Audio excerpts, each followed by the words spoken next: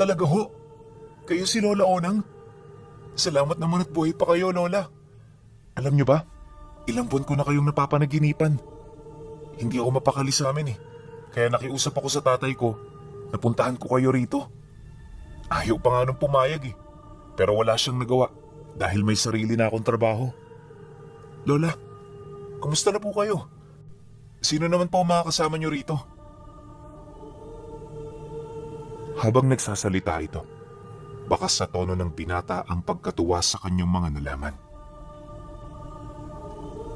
Sa pagpapatuloy naman ng kanilang pag-uusap, dito na inilahad ni Lola Onang ang mga nangyari sa buhay niya magmula noong nawala ang kanyang anak. Pero syempre, hindi niya sinabi ang tungkol sa pagiging mambabarang niya para naman kahit papaano, hindi ito mabigla. Alam niyang darating ang panahon at malalaman din ito ang tungkol sa totoo niyang pagkatao. Sa loob ng halos ilang oras nilang pag-uusap ng mga bagay-bagay, nalaman ng binata ang kanyang naging buhay sa San Pablo. Dito na rin niya napag-alaman na malayo na pala ang narating ng pamilya nito, kaya labis-labis ang kanyang pasasalamat dahil sa meron pa ring nakakaalala sa kanya na tunay niyang kadugo. Hindi naglaon nang mailahad na ng binata ang lahat ng gusto niyang sabihin. Dito na unti-unting naging seryoso ang kanilang pag-uusap. Ayon kay Lola Onang, hindi isang pangkaraniwang panaginip ang kanyang nakikita tuwing gabi, bagkus ay isa yung pagtawag. Marahil nararamdaman na ng kanyang karga ang mabilis niyang panghihina, kaya naghahanap na ito ng panibagong taong mapagdadaluyan ng kanyang kapangyarihan. Inaasahan naman niyang mangyayari na ito, lalo pat lagpas na siya sa 100 taong kulang. Nang marinig naman yon ng kanyang apo, takang-taka ito sa mga bagay na sinabi niya. Lingid sa kaalaman ni Lola Onang, hindi naniniwala sa mga ganoong bagay ang apo niya. Kaya kahit ilahad niya rito ang lahat ng kanyang sikreto, walang tsansa na maniwala ito ng basta-basta. Matapos ang naging pag-uusap, tila bang wala namang nagbago sa apo niya. Ganun pa rin naman ang ikinilos nito, na para bang hindi man lang ito namangha sa mga katagang inilahad niya.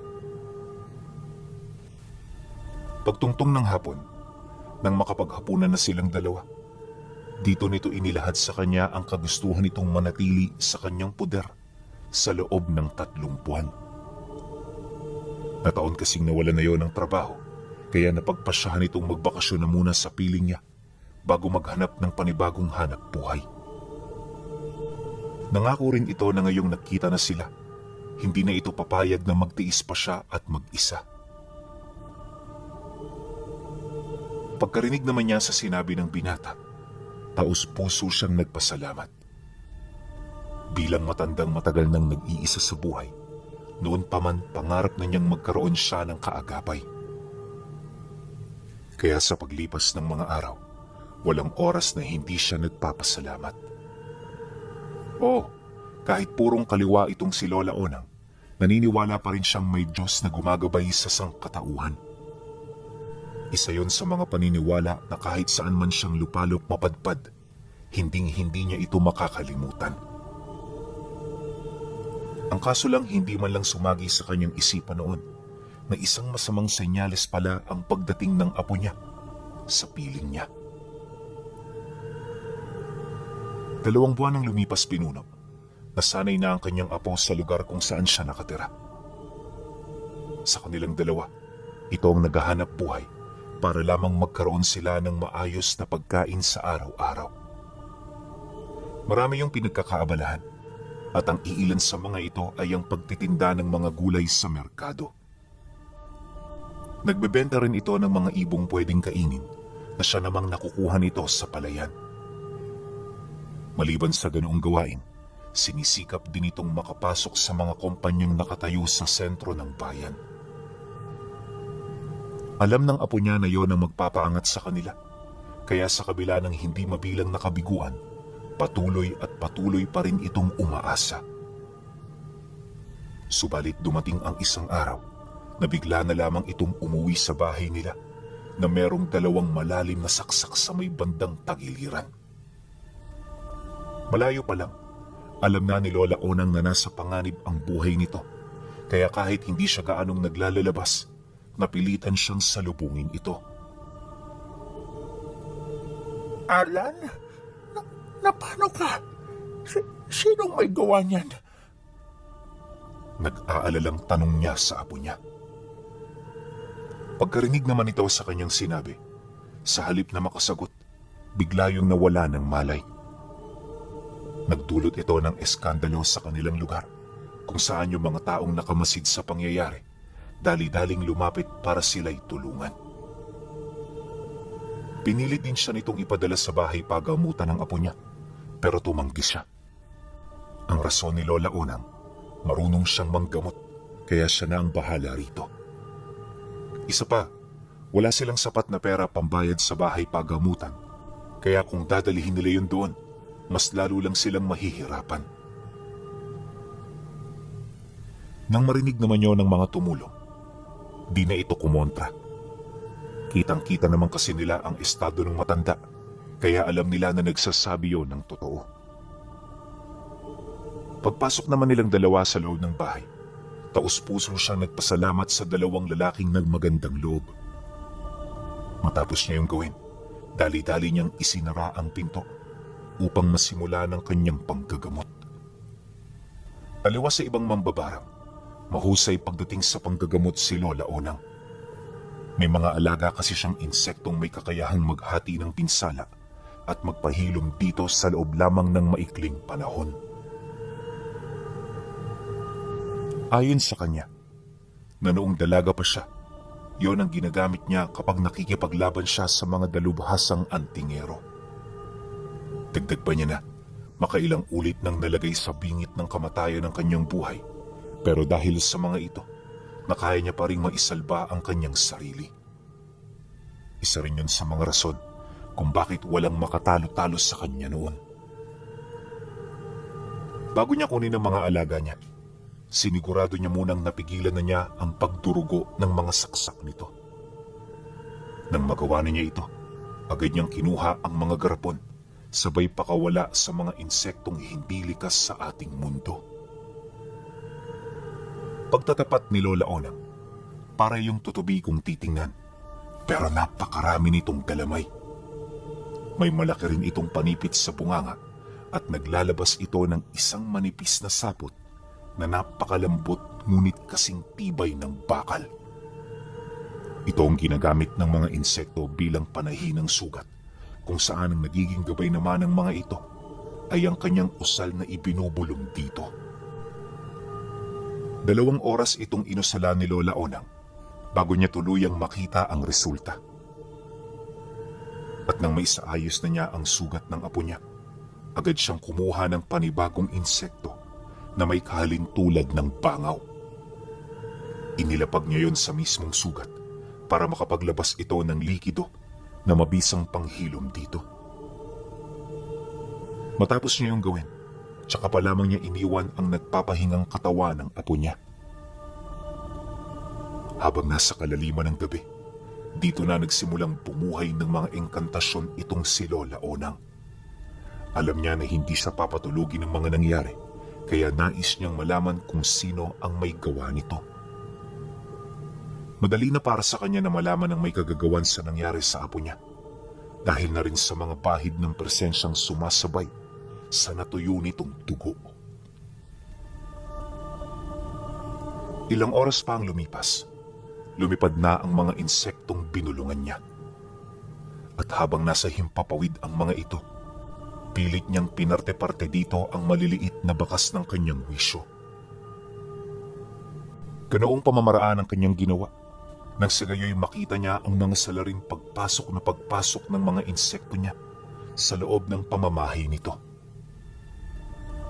Maya-maya pa, nang marating na ng mga ito ang bayan, agad itong kumalat hanggang sa pumasok na ito sa mga tahanang nakatayo sa sentro. Bawat isa sa mga kalalakihang nakita niya, hindi basta-basta ang estado sa buhay, kaya napaisip siya sa rason kung bakit nito napagdiskitahan ng apo niya, gayong naghahanap buhay lang naman ito ng marangal. Matapos niyang makilala ang mga taong yon, tsaka niya palang inutusang bumalik ang mga insektong kanyang ginamit. At pagsapit ng sumunod na araw, matyaga niyang hinintay ang pagmulat ng mga mata nito. Alam niya na nasa maayos na kalagayan na ang kanyang apo, kaya sa mga sandaling yon, di na siya gaanong nag-alala. Nang magkamalay na ito, agad yung humawak sa sugat niya, pero nang maramdaman itong hindi na yon kumikirot, bigla yung napaupo habang bakas sa mukha nito ang pagkagulat.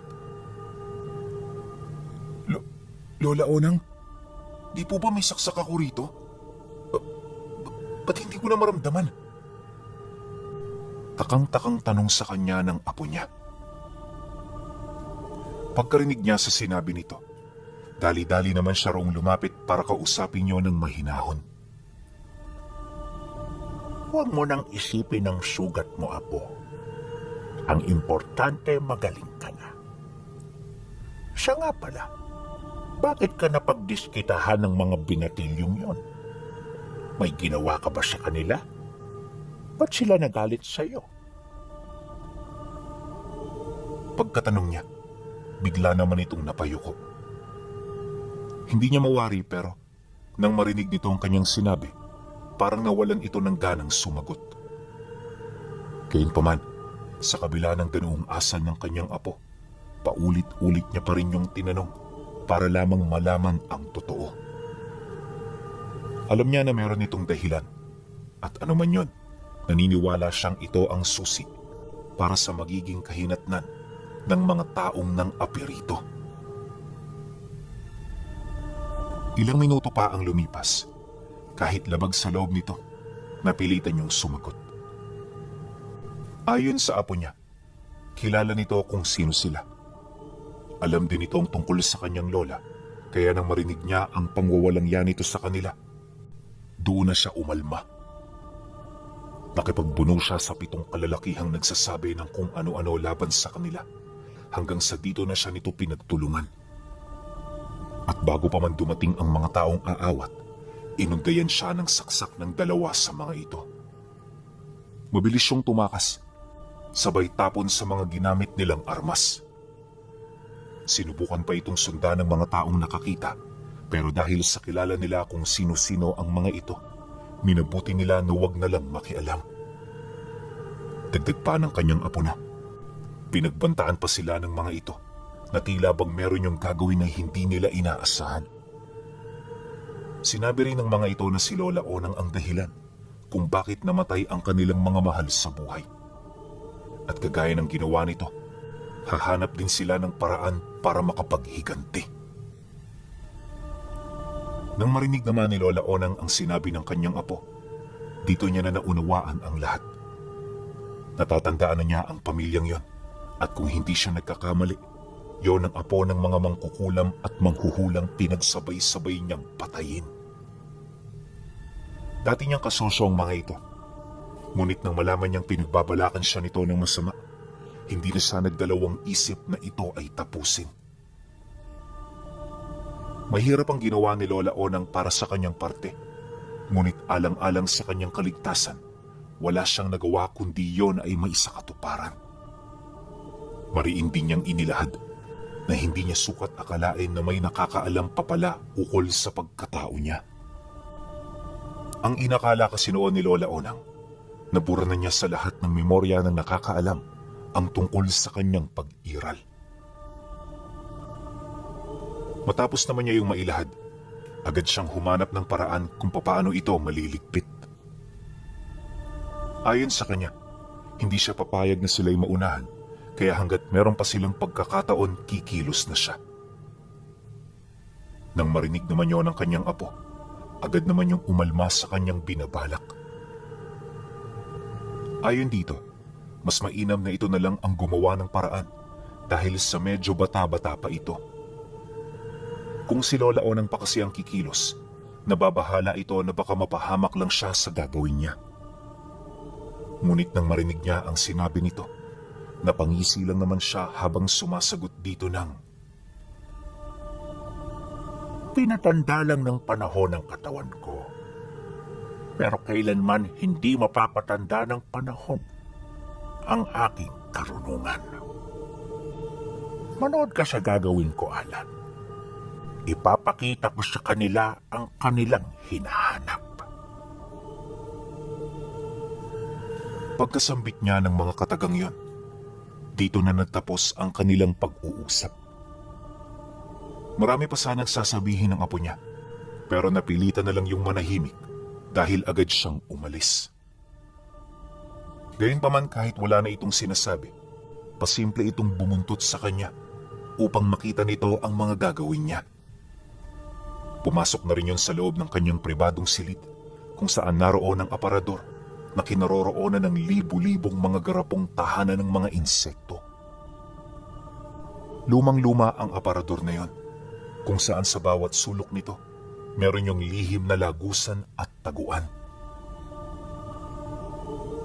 Habang naghahanap siya ng mga insekto, panay lang naman ang pagmamasid dito ng kanyang apo. Ilang minuto pa ang lumipas, may kinuha siyang maliit na garapon na naglalaman ng isang uri ng itim na gagamba.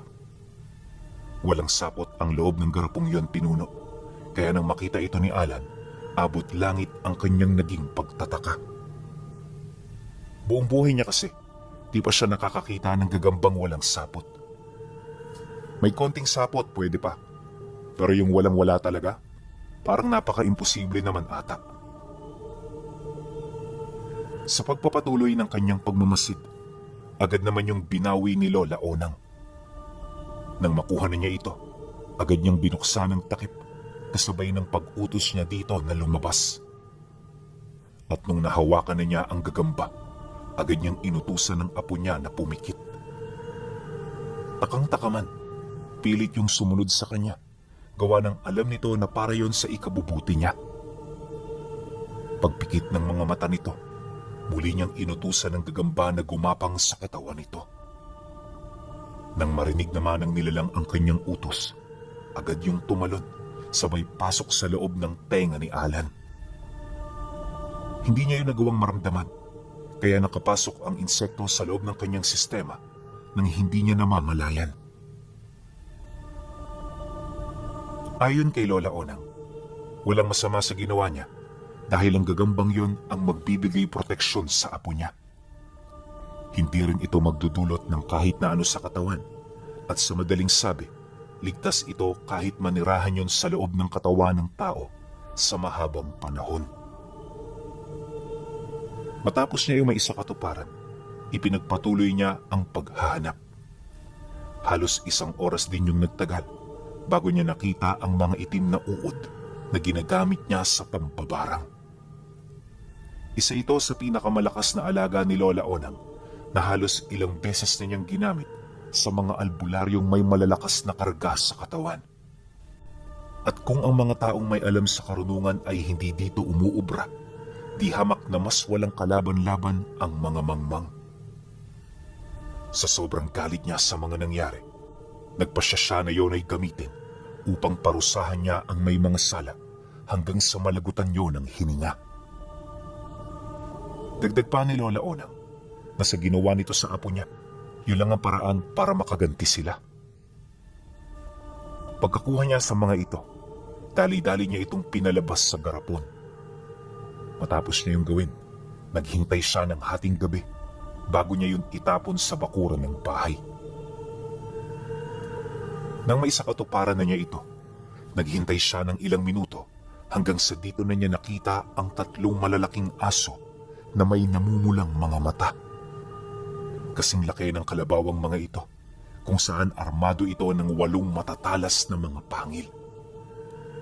Mala sa pusari ng mga paa nito, tapos napakaliliksin nito kung kumilos.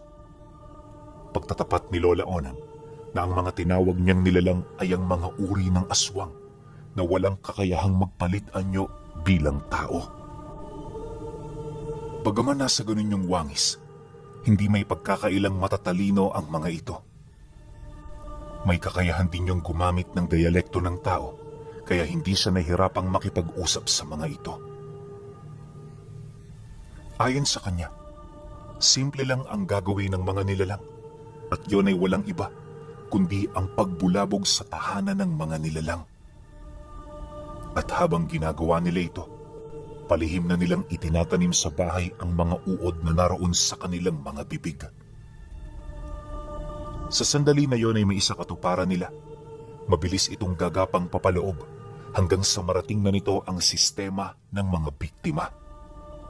Kinakailangan niya yung gawin dahil mabilis mamatay ang mga uod na pagmamay-ari niya. Pagkain din ito ng iba't ibang nilalang, kaya hindi niya ito pwedeng hayaan na gumapang patungo sa tahanan ng mga taong kinagagalitan niya. Kaya para ligtas ito roong makarating, kailangan niya ng mga nilalang na magdadala rito.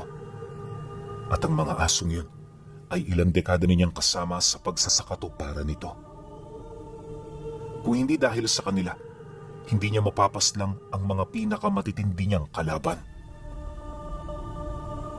Pagkakuha naman ng mga aso sa kanyang ibinigay, agad nila yung nilulun, sabay dali-daling takbo patungo sa bayan.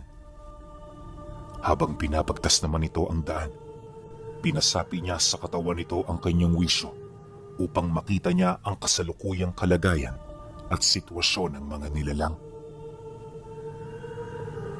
Maya-maya pa, nang marating na nito ang bahay na itinuro niya, dali-dali nitong nilapa ang mga asong nagbabantay. Agad din yung doong gumawa ng kaguluhan hanggang sa maisuka na nito sa pundasyon ng bahay ang mga uod na dala nila. Nang magawa na nila ito, tsaka pa lamang niya nakita ang mga taong nagmamadaling lumabas ng tahanan. Sinubukan pa nitong habulin ng mga aso, pero pagdating ng mga nilalang sa talahiban, bigla itong naglaho na parang bula. Matapos ang pangyayari, agad naman yung bumalik sa loob ng kanika nilang mga bahay. Buong magdamag nilang pinag-uusapan ang nangyari na halos wala man lang kaide-ideya sa pagpasok ng mga uod sa loob ng tahanan nila. Kaya naman bago pa sumapit ang sumunod na araw, nakapasok na ang mga insektong yun sa katawan ng kanilang mga biktima. Mula roon, magpapalaki sila sa loob ng 1 linggo upang makamit ang ikalawa nilang anyo. At habang nangyayari ito, katakot-takot na senyales ang pagdadaanan ng mga biktima. Ayon kay Lola Onang, magsisimula ang karamdaman nila sa panunuyot ng kanilang mga balat hanggang sa magkusa ng matanggal ang kanilang mga kuko. Magsisilaglagan din ang kanilang mga buhok kasabay ng pagramdam nila ng kakaibang pakiramdam sa loob ng kanilang sistema. Dadalang din ang kanilang pagkain buhat sa kawalan ng gana at pagkaraan ng 1 linggo, tuluyan na silang raratay sa banig kung saan sila mamamatay. Magtatagal ng 2 buwan ng parusa at sa loob ng 2 buwang yon, mas nanaisin ng mga biktimang mamatay ng maaga. Wala ring magagawa ang mga albularyong tutulong sa kanila. Gawa ng kahit anong sugpo ng mga ito sa ikalawang anyo ng mga uod, hindi nila yun mauubos dahil minu-minuto dumarami ang mga ito. Dagdag pa niya na, sa huling araw ng biktima, lahat ng parte ng kalamnan at sistema nito, punong-puno na ng mga alaga niya. Buhay pa yun pero kinakain na ito ng mga insekto mula sa loob niya. At kahit gano'n ang estado nito, wala yung mararamdamang kahit na ano, maliban sa mga senyales at sa mga bagay na gusto niyang iparanas dito. Kaya rin niyang ihawa sa ibang ganoong sumpa, kaya hindi ligtas ang buhay ng mga albularyong tutulong dito. Sa paglipas ng mga araw, nagpatuloy ang pakikipagkumbate niya ng espiritual. Tuwing umaga, walang patig na tinatawag ng mga albularyo ang kanyang kaluluwa para subukang ipasapi sa katawan ng mga biktima niya. Ngunit kapag nararamdaman ni Lola Onang ang kanyang pagtawag, agad niyang tinatago sa alaga niyang itim na paru-paro ang kanyang wisyo. Kapag nagawa na niya ito, hindi na siya mahahanap ng mga albularyo. Anya, na noong kabataan niya, yun na ang madalas niyang gamitin kapag may humahabol sa kanya. Napaka-epektibo ng ganoong paraan, kaya ni minsan wala pang nakahuli sa kanya. Babalik lang din siya sa kanyang katawan kapag ramdam niyang tumigil na ang mga naghahanap. Matapos niya yung gawin, nagpatuloy ang kanyang pagdarasal habang nasa loob ng katawan ng paru-paro ang kanyang ulirat. At habang nangyayari naman ito, nananatiling nakaluhod sa harapan ng altar ang kanyang katawang lupa. Maigi rin noong nagbabantay sa labas ang kanyang apo nang sa gayoy masiguro ang kanilang kaligtasan. Dahil sa ganon nilang taktika, kung kaya't kahit ang malalakas na albularyo ay nabigo na siya ay makuha. At dala ng pagkainis niya sa mga ito, hinawaan niya yun ng uod.